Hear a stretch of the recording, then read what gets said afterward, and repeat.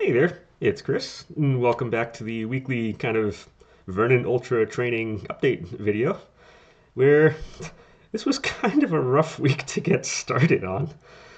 A little bit before I get into that, though, I just want to have one quick announcement. I'm not going to do this very often, these types of videos. One real quick announcement. If you're interested in the Laurelman Project channel in general, and you follow the Bang Shishigami and Kai Shulin projects coming up, or that just did previously, my next building project is actually starting on Tuesday. And if you want to follow along that, we're going to be trying to make the Yoshitaka Amano inspired mid project from Final Fantasy V. And I've already recorded a couple sessions on it, and it looks pretty dang good right now for how we're starting. So if you want to follow along with that, that one starts up on Tuesdays. Otherwise, yeah, this was kind of a rough week to start training on because somehow we managed to jump from November weather straight into mid-January type weather. The body wasn't ready for that. That combined with it was a random kind of 6-day work week just made this, for me, a really kind of awkward time to start. But we did get the stuff done. I had them going out on a Monday, Thursday, and Saturday. I got my 2 weekdays were the 3.5 miles, and I did a 4 miler yesterday after work to kind of round out the week. And body's not used to going quick right now. I'm going to throw that out. Body's not used to going quick. But again, we got done. We got our 11 miles this week. And next week is going to be, like I had mentioned in the previous session, pretty much the same thing. It's going to be the 3 non-consecutive faster days. So if you want to do like a Tuesday, Thursday, Saturday, Monday, Wednesday, Saturday, something like that. And then on Sunday, because if we're going to have 4 workouts this week, there's going to need to be at least one of them that's consecutive. So if you have consecutive days, the second one is going to be a recovery run. So it's going to be much, much slower. So we're going to push out the mileage this week, but it's not going to be by running farther distances. I'm going to keep like the same 3.5, 4 mile runs. But instead, I'm going to have one extra run thrown in. It's going to wind up being about 3 miles in the end, and it's going to be a really, really slow pace after the day after another run. So that's probably going to be, I'll do a faster one Saturday as my distance one, and I'll do a really slow Sunday 3 miler just to kind of round that off. And that'll probably pop this up from, say, the 14 or the 11 miles from this week to more like 14 miles next week. And that's going to be the goal on that. Otherwise, real quickly, 2 kind of things I want to bring up. One of them I had alluded to last time was the scheduling aspect of stuff. We kind of went over the goal planning, and I went over at least my cardio goal. We're on the cardio side of things. I want to get to that roughly 40 miles of cardio stuff per week for my hardest week of training in the year, because I can't set a goal for what I want on the race because we don't know what the race course is going to be or the conditions or all that. But we can determine how we want to train for things. What do we want our hardest week to be, and we'll work towards that. Now, in addition to cardio, you can have other goals in that you can do as well. You can say, what do you want your lifting type stuff to be? What you want. You can set any type of goal you want towards that. I just use cardio because for me, that's kind of the biggest. If you're doing these ultra type races, that's kind of the biggest honking part of this whole thing. If you start getting to like the sprints or super type distances, the shorter your events, the more you got to want your upper body kind of going to get to blast through those obstacles quickly.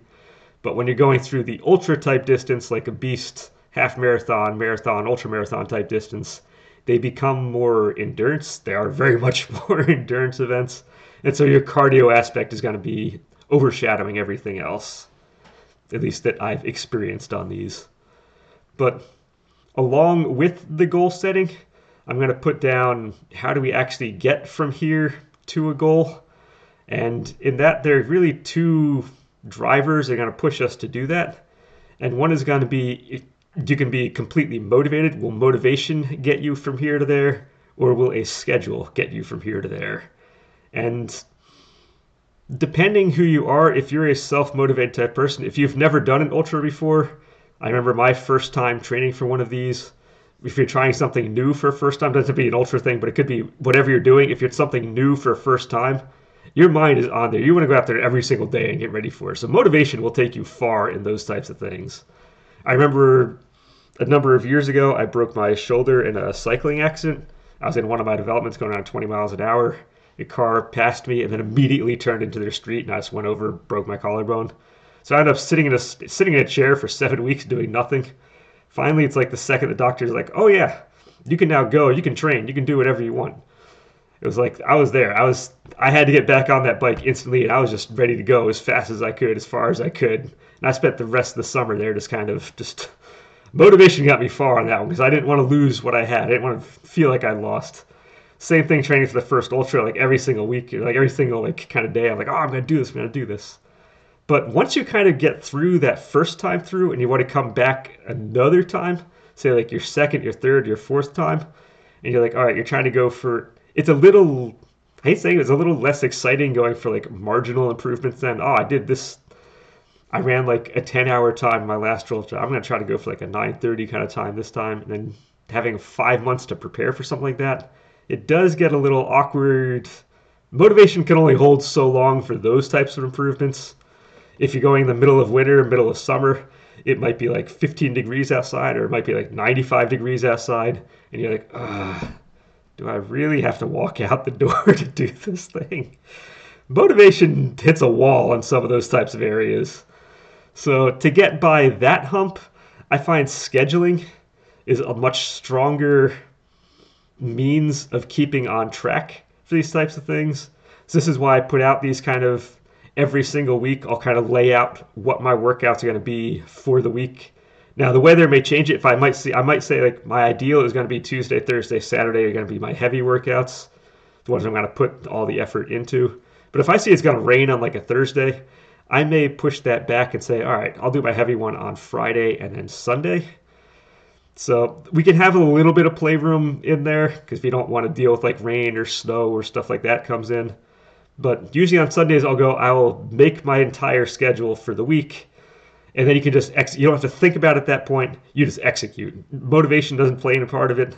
Motivation will get you to sign up for the events in the first place. But I find the schedule going forward is a much, much stronger indication of being able to stay on track towards hitting some of those longer term goals that are like 1 month, 2 month, 3 months, 4 months out there. So for me, that's super helpful. For you, again, motivation may take you far, but it is nice to lay things out. So then you can just almost go on cruise control. All right, I said I was going to do this. I'm going to do this. That said, a little bit of homework aside from doing the 4-day workout this week is going to be kind of figure out outside, if you're really following this to do the Vernon Ultra or kind of following me for that, outside of that, try to figure out this week what other races, what other events you might have planned for this kind of training training session, like kind of from between now and like the end of April when the Vernon one is going to hit.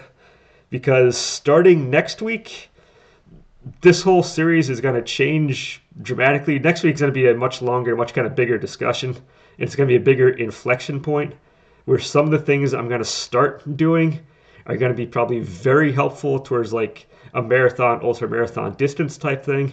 But they may actually be detrimental if you want to do anything like, say, 10K races, like 5K races. You have stuff, kind of shorter events going in. So it's got to be one of those areas where you can veer off into a number of directions. So for this week, try to figure out roughly if you have any other plans you might want to follow or any other events you might want to do. And then you might be able to take some of the stuff I'm saying as suggestions, but keep in mind some of the ones after this week, starting the following week, are really going to, depending what you want to do, they are going to be helpful, or they may actually be detrimental to whatever else, to the other aspects you might want to do. So for me, the Ultra is the top thing. I signed up for that. That is my top one. Anything else is supplemental. I might do like a half marathon in there. Usually there's like a local 5K in the area I might do. I realize if I'm doing this, I might be harming, there's some things I'm doing to train for this Ultra may harm those prospects. But that's because I'm weighing the Ultra here as more valuable to me than the other ones. So yeah, try to figure out what other events you have going on. This kind of weigh how much value you want to put in them. And then going forward, you can take some of the suggestions I have as that just kind of suggestions. You can go through ultras without doing them, because again, we're doing quick runs right now. We're going to start slowing things way down. And that will have an effect on the shorter distance types events you have going on. We'll go into the science of it, I'll go into the pros and cons. And next week's just going to be a fun kind of longer discussion on that. But that's really all I had to do today. Today was kind of just a real quick in-between kind of session. We're not introducing any new stuff this time, just kind of continuation of last week. One more week of kind of really slow 20 to 30 minute, or kind of quicker 20 to 30 minute runs. And that's all we're going for, except this time it's going to be the 4 days in a week with one really slow day thrown in because it has to be a non-consecutive day. And that's all I'm going to put out on this one. Yeah, next week's going to be a much longer, more fun discussion. I probably won't be sitting in this chair. It would be nice to get myself a better background than this. So who knows? I might go outside and actually do some recordings outside or something. But yeah, until then and until next time, good luck on the training. Hopefully the weather holds out for you. It was a time to start this week.